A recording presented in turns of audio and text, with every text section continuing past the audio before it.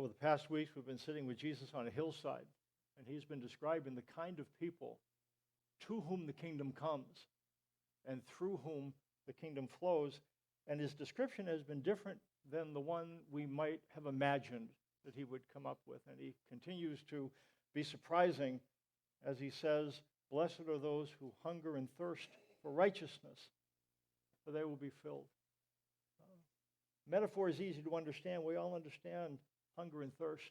When you think of what hunger and thirst is, they are alarm systems that God has put in place that we pay attention to. When we're hungry and thirsty, those are needs that we cannot dismiss. We cannot set them aside for long. They're critical needs. They're urgent needs. When we talk about hunger and thirst, we're talking about consuming passions. And because of the intensity of these desires, hunger and thirst are associated with singular devotion. When you're hungry and thirsty, you're really hungry and thirsty, it's difficult to think of anything else. Hungry and thirsty people do whatever it takes to get what they are hungry and thirsty for. When we're hungry and thirsty, we are highly motivated to meet those needs. We can all relate to craving food and craving drink, but craving righteousness, that's kind of single-minded intensity. Seems to be out of reach. It seems to overstate the matter. Hunger and thirst for food, okay. Hunger and thirst for righteousness. There's a little description, a little thing I ran into. It's called $3 worth of God. It's very short. Let me read this. I would like to buy $3 worth of God, please. Not enough to explode my soul or disturb my sleep, but just enough to equal a cup of warm milk or a snooze in the sunshine. I want ecstasy, not transformation. I want the warmth of the womb, not a new birth. I want a pound of the eternal in a paper sack. I would like $3 worth of God, please. Hunger and thirst might overstate the intensity of our zeal, frankly, our zeal. But in Jesus' day, there were people whose zeal was this intense. I think we could call it a hunger and thirst. And they were the Pharisees. That's why this parable Jesus presents about the Pharisees would have been so shocking. Look what it says in Luke 18, verses 9 through 14. It's in your worship folder. He tells a story to some who were confident of their own righteousness and looked down on everybody else. Jesus told this parable. 2 men went up to the temple to pray, one a Pharisee and the other a tax collector. The Pharisee stood up and prayed about himself. God, I thank you that I am not like other men, robbers, evildoers, adulterers, or even like this tax collector. I fast twice a week and give a tenth of all I get. But the tax collector stood at a distance. He would not even look up to heaven, but beat his breast and said, God, have mercy on me, a sinner. I tell you that this man, rather than the other, went home justified before God. For everyone who exalts himself will be humbled, and he who humbles himself will be exalted. This was spoken to some who were confident of their own righteousness and looked down on everybody else. We have on the one side the tax collector, and at that time there was not a more hated person. And this was a person that was seen to be beyond salvage spiritually. Here's the deal with tax collectors. Israel was under the dominion of Rome. They didn't like that.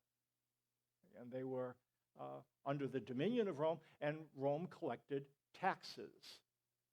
And they consigned people who were Jews to collect taxes from other Jews. And these individuals, these tax collectors, could put a surcharge on the tax. So there was the Roman tax, and there was the surcharge they put on the tax that went into their pocket. And these individuals were called tax collectors. And they were wealthy, and they were seen to be spiritually beyond salvage, and they were hated. And then there were the Pharisees. Pharisees were convinced, this Pharisee would have been convinced that he was clearing the bar of God's righteous standards. They were confident because they made it their aim. Their singular devotion in life was to clear the bar of God's righteous standard. Before we shake our head and cluck our tongues at this Pharisee, we would do well to take a careful look at him, to really take a look at this guy, and to notice and to inquire about his life. How did you come to be a Pharisee? What did you have to do to become a Pharisee? In the 2nd century BC, the influence of Greco-Roman culture on the Jews was really strong. Jews have a particular identity that's very important and that they protect, but the Greco-Roman influence was filtering into the Jewish community, and then many Jews were living like their Gentile neighbors. There came a group that rose up to try to reverse this trend. They were called the Hasidim. The Hasidim. And they were devout Jews who insisted on strict observance of Jewish ritual laws. And they were devout. By the time Jesus came around, they had split into two different groups. One group was called the Essenes. The Essenes broke off from other Jews and formed their own communes. They believed that Judaism was hopelessly corrupt. And so they moved out of the city into the desert to live in desert communes. When you think of Essenes, you might think of somebody like John the Baptist. He was kind of an Essene-like guy. The Pharisees were the other group that broke off from the Hasidim. So Hasidim, Essenes, and then there were Pharisees. The Pharisees found the Essenes too separatistic. They also encouraged their countrymen to approach God directly without temple and priests and rituals, but they did it differently. They didn't say, go make a commune in the desert. What they said, make your own house God's temple. You can observe God's standards in your home. You don't need to go to the temple to do that. And they taught that, again, every devout Jew's home is his temple. They were respected because they were so devout. And again, their devotion was intense. Let me tell you about Jewish education. 3 levels. The first level was called Bet Sefer at the ages of 6 through 12. Jewish boys and girls would begin their education in the synagogue school. They would learn to read and write, and their text was the first 5 books of the Bible: Genesis, Exodus, Leviticus, Numbers, and Deuteronomy. It was called the Torah, and they were expected to, are you ready for this? Memorize it. The next level was Bet Midrash. This was only for those who indeed memorized the Torah. This level was from age 13 to 15, where they continued studying and memorized, are you ready for this? The entire Old Testament. 39 books. Very few were selected for this pursuit, because not all were singularly devoted enough to pull that off. The final level was Bet Talmud, which was the longest in duration. It went from ages, are you ready for this, 15 to 30, where you're in education. And what you did, you sat at the feet of a rabbi and copied him. You learned what he had to say. You not only knew the Bible, but you memorized what this guy had to say about the Bible and what other people had to say about the Bible. You had to be invited by a rabbi, and if selected, you would begin a process of grooming that would lead to the potential of becoming a rabbi yourself. These guys, the Pharisee, came from that level. Bet Talmud. Memorized the first 5 books. Memorized the rest of the books. Memorized what people said about the books. These were the Pharisees. They hungered and thirsted for righteousness. Here's our question. How could guys like this go away hungry? Jesus said, blessed are those who hunger and thirst for righteousness, for they will be filled. And this Pharisee went away from this prayer in the temple, looked at somebody else, but he was singularly devoted, and he went away not filled. Why? And again, we say, oh, of course, no, really. Look at this guy. He fasts, he prays, he gives, he evangelizes. He's completely committed to the Bible. Why does he go away not filled?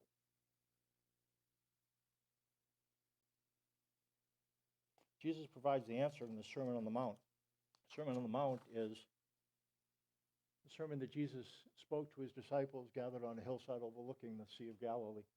And this is what Jesus says in Matthew 6, verse 1. Be careful not to do your acts of righteousness before men to be seen by them. If you do, you will have no reward from your Father in heaven. When we do the right things for the wrong reasons, what Jesus is indicating, we do not receive the applause of heaven. And that's why he said, be careful not to do your acts of righteousness before men. If you do, and they applaud and they look up at you admiringly, take a video. Tape it. Because you won't hear it from this direction. That's what Jesus is saying. The wrong reason is to be seen by others. To be seen by others. And David makes a similar observation. Look what it says. An oracle is within my heart concerning the sinfulness of the wicked. In his own, there is no fear of God before his eyes, for in his own eyes he flatters himself too much to detect or hate his own sin. There is no fear of God before his eyes. You know what David couldn't figure out? How people could do things and not feel bad about it. David did lousy things, but when pointed out, he could not react with some degree of contrition. What he couldn't figure out, how somebody could, with impunity, without really seeming to feel bad at all, how they could keep on doing things that weren't in line with what God wanted. And he couldn't figure it out.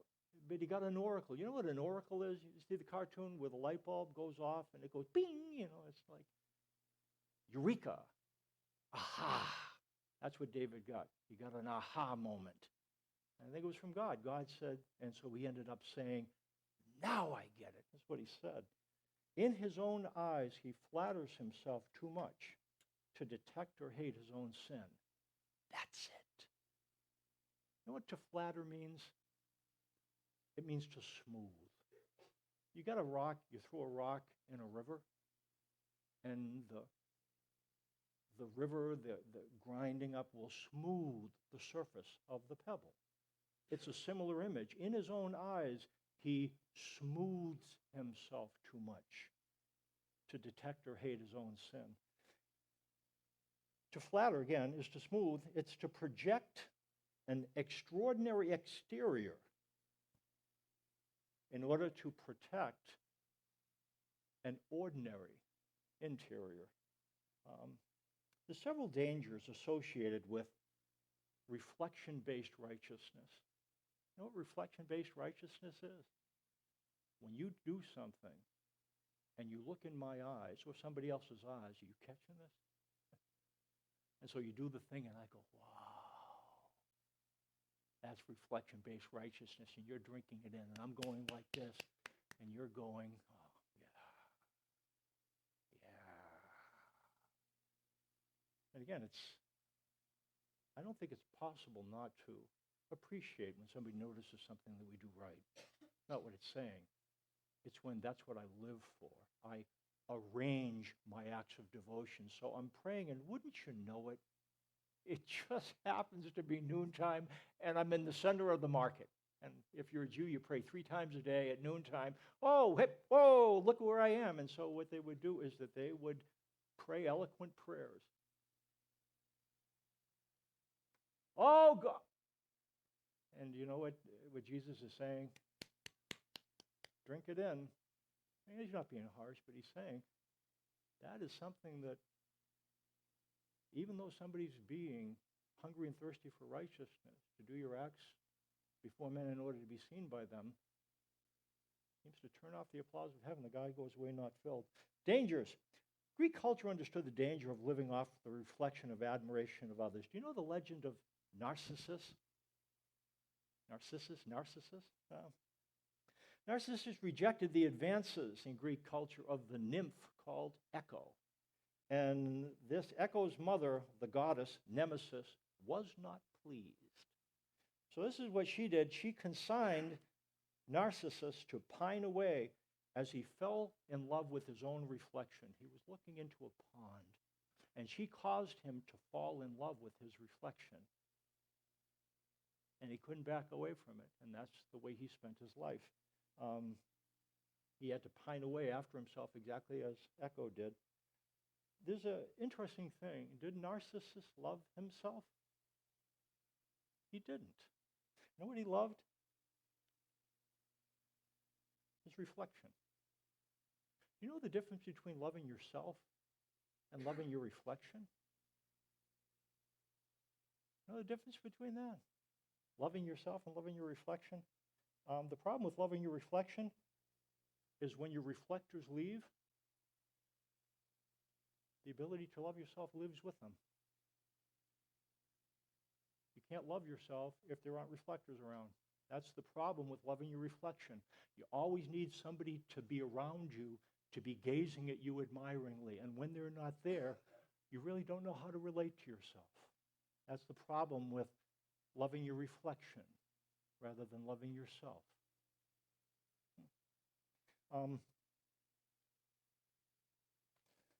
David realized a greater danger. When image is everything, how things really are becomes submerged. They become inscrutable. When how things look is what matters, and where we push down how things really are, at first, we might just be setting it aside, how things really are. I think I'll just put it over here. But over time, what ends up happening, it goes deeper and deeper and deeper down inside. And if we continue to cultivate we can lose touch with what's inside. And it gets to the place where we can't look at it anymore. We become split. Think like what David was saying, there's no fear of God before his eyes. In his own eyes, he flatters himself too much to detect or hate his own sin. We become blind to our shortcomings. Jesus identified the greatest danger, I think. The greatest problem with doing acts of righteousness before men is that if you do, you will have no reward from your Father in heaven. Self-righteousness prevents hunger and thirst from leading to becoming filled. How do we come to a place where hunger and thirst leads to being filled? Jay's going to come up and talk about a woman whose experience with Jesus provided just this.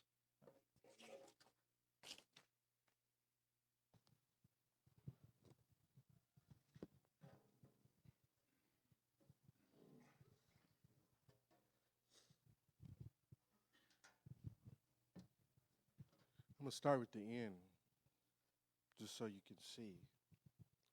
I want you to picture me talking with some people, and I'm a little town guy, and I'm talking with one of my fellas, and something just happened that was really weird. And I say to my boy, "Hey man, did you see who just invited us to the? You know that dude Jesus? He's in town. I didn't know that." My boy says, "Yeah." I said, "But did you just see who invited us to the?" I mean, it was Josie. You know the one that sleeps with dudes. You know that girl. She just invited us. We never see her because she only comes out at night. What's she doing talking to us? What happened? My friend said, "Dude, I don't know, man. Like, yeah, you're right. Like, I never even heard that girl's voice. Yeah, man, like, she said, come see the man who told me everything I did.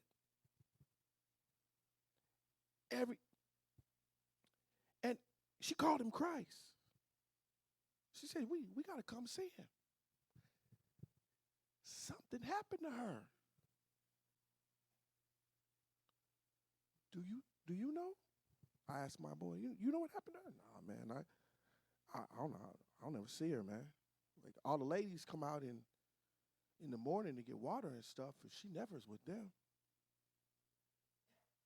So what happened?" "I don't know, man. You know how she is, man. She only goes out in the time of day when ain't nobody at the well, man. Like, so I don't know. Do you know? What happened to her? What happened to her? There's some Josies, some Josephs here. What happened to you?" something happened. I contend this. They don't give this Samaritan woman a name. But before she knew Jesus, she understood Psalms 36. She understood the oracle. She lived the oracle. And she was in love with the reflection she got from the men she was with. Do you hear what I'm saying? She was in love with the twinkle in their eyes. Who cared what she had to do to get it? She was in love with maybe the jingle of the change that got exchanged. Who cares what had to happen?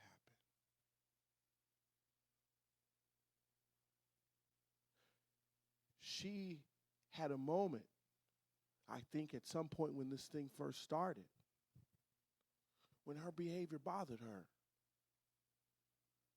There was an echo of a conscience or something. But when you repeat the behavior over and over, you start to deny the voice. The voice says, hey, Jamie, really? And I say back to the voice, really? Right now? Right now. You know that voice.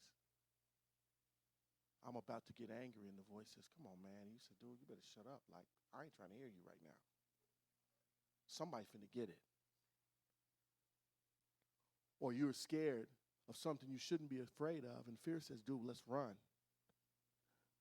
Courage says, stay, man. Maybe it'll, well, nah, man, I'm out. Right? You know the voice. You know the voice. Laziness says, I don't know if I want to do that today. Not today. Responsibility says, hey, man, let's get this done. And you say, I think I'm listening to lazy, dude. And at first there's an argument. Mark talks about the good and the bad or whatever. At first there's an argument. But the oracle seems to suggest that I quit doing this, start doing this, and when I quit doing this, and I don't have this, I start to resurrect a reflection that makes me feel comfortable, and that's the thing I pay attention to. The scripture says this, when a Samaritan woman came to draw water, Jesus said to her, will you give me a drink? His disciples had gone into the town to buy food. The Samaritan woman said to him, you're a Jew. I'm a Samaritan woman. Now, to understand the gravity of just that phrase, you got to understand this. If I use some different words, just so you get it, you're white. I'm a nigger. No, you shouldn't be talking to me. That's how strong that was. That's how strong the division was between the Jews and the Samaritans. That's how strong not only was the division between the Jews and Samaritans, but that's how strong this woman's lifestyle separated her from normal people. Do you understand what I'm saying? When you're that alone, you got to figure it out. And if you don't have medicine for the hunger and thirst in your heart, you create a potion. The potion can be food, sex, drugs, partying, cleaning, fixing, whatever, smiling, making other people happy, whatever the potion is, you create it. She says, you're a Jew. I'm a Samaritan. How can you ask me for a drink? For Jews did not associate with Samaritans. Jesus answered her, if you knew the gift of God, and who it is that asks you for a drink, you would have asked him, and he would have given you living water. The woman said, sir. Make sure I get that. The woman said, sir, give me this water so that I won't be thirsty and have to keep coming here to draw water. Now, what she's saying is, you got some water, so can you give me some of this water that lives so I don't have to come at the hottest time of the day? I don't even think she was thinking about joining the human race. She was saying, this is a hassle coming in the Middle East at the hottest time of the day to get water, but I have to because I don't want to deal with them ladies or them so-called Christian women who just gossip and talk about me. Forget it. He told her, go call your husband and come back. Now, something happened, y'all. There was something about the presence of Christ that changed the answer. Let me ask you this. I say to you, go get that, whatever it is you want to hide from me. Are you going to bring it out? You ain't bringing it out. Tell me what you did last night. How about we talking about? Hey, I had some chili last night, dude. I'm not telling you what I did last night. Listen to what she does.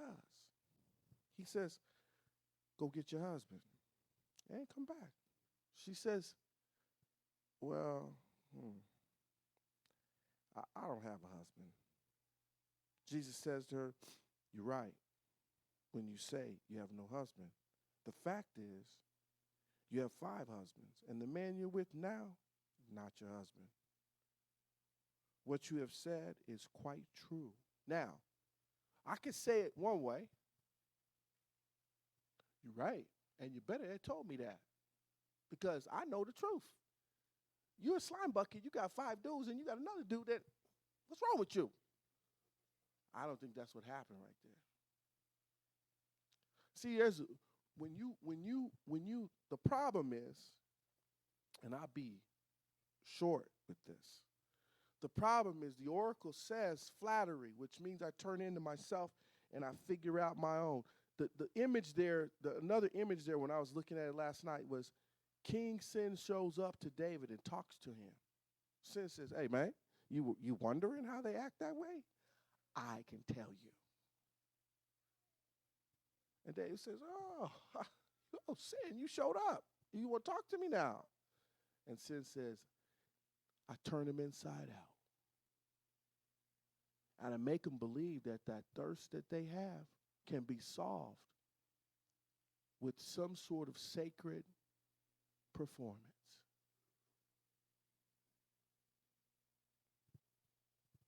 I did say sacred. I say sacred not because it is of any value.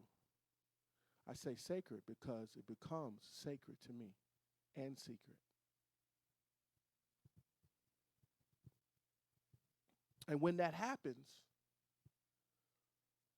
see, the problem is hunger and thirst is about connection. But we fix hunger and thirst with religious devotion or sacred devotion to whatever it is. Sacred devotion to money, prestige, fame, whatever it is. Sacred devotion. But the problem is only fixed with divine, graceful connection. Jesus shows up, and you know what? In that context, he's able to say, you know what, honey? You told the truth. Yeah, I know for a fact, you told the truth because I know you've had 5 guys, and I know the guy you're with is not your husband, and I know you're still thirsty. And she says to him, yeah, how'd you know that? Yeah, I mean, I ain't going to tell them, but I got 6 dudes, and it don't work. They still can't get it done. I'm still not happy. He says, I know. There was something that changed.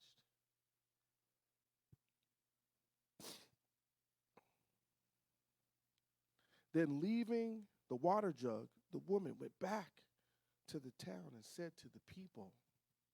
Now, in that moment, there was a change. Actually, there's a jump in the scripture. Some stuff happens, and then they come back to the story. And I posit to you this, and I'll finish with this. What is required to move from sacred self-reflection and sacred devotion to what fanatics call spare rituals? They don't have any value. Only thing that can fix that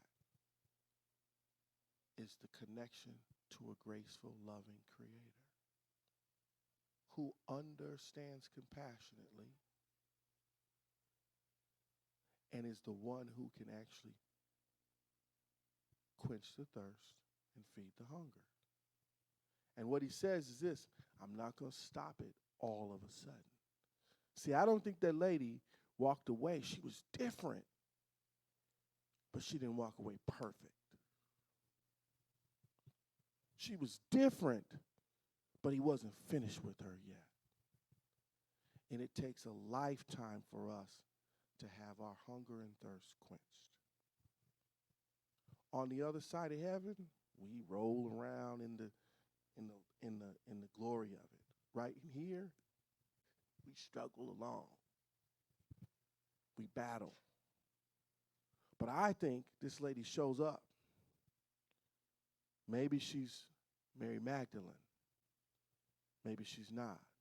Maybe she's one of the a number of women who began to follow Jesus because it was okay to be a woman and follow Jesus. But I don't think her story ended here. Matter of fact, I also think people came to the meeting because she talked. And people were curious. They didn't come to the meeting to hear the great news of Jesus. They wanted to see the dude that changed this girl. And walked in and got changed themselves. So to move from denying, or what we could say hurl, hide, and huddle, because that's what we do. If you have a hall that needs God and you use sacred devotion, you have to hide from God, hurl or huddle. Hurl blame for your problem and your pain still with other people, and then huddle with other people who agree with you. You feel sorry? Yes. You suck too? Yes. Is your life happy? No, me either. And we hang out together. And then if I'm a gossip group, I say, did you see what Denise did? Yeah. Did you see? We whisper. Okay. If I'm a competitive dude, that Mike sucks, man. I can tell you I talk better than him in front of the pulpit, But we gather with people. Oh, yeah, man, I don't understand. They don't have you up there all the time. Stupid. But that's what hide, hurl, huddle is. Jesus shows up.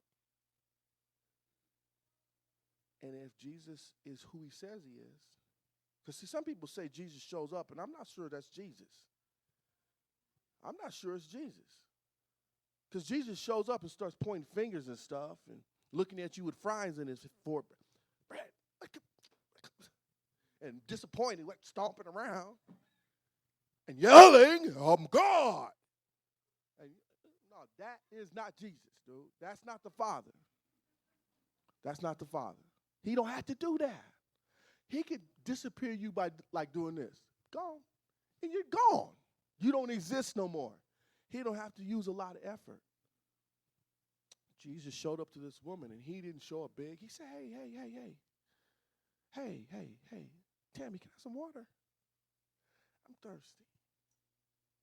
And he was a man of privilege, speaking to a woman with no privilege. And he gave her privilege by talking to her. Not just doing a favor, not helping her, but connecting with her. And when you connect with the King who's merciful and who understands and who sees and who's patient and who's gentle, all of a sudden, you at the front of the meeting inviting people to the meeting. Y'all got to come to the study out in the country. We got this church out in the country. Y'all got to come see what's going on here. That's what happens. That's what changes hearts around. Connection instead of spare devotion, instead of sacred devotion to spare rituals. Amen? Father, you understand what we're like. We tend to hide. We cower. We cloak. Live in the reflection of that which at least turns off the shame and the guilt for a little while. We know it's going to come back, but we've got to do what we've got to do, and then you approach us. And we think you're one way. We think you're impatient and demanding. And then we start to learn what you're really like.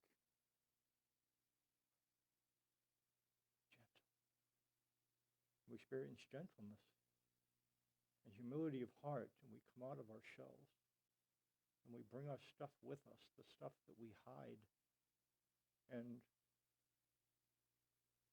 you embrace us with those things. And we start to get to know you. And then we start to drop those things away. Never perfectly, but little by little. Changed by grace. Transformed by gentleness. Thanks for your regard. Would you help us to see you for who you are, so that we can be who we really are in your presence, and we can be changed by your gentleness. In Jesus' name.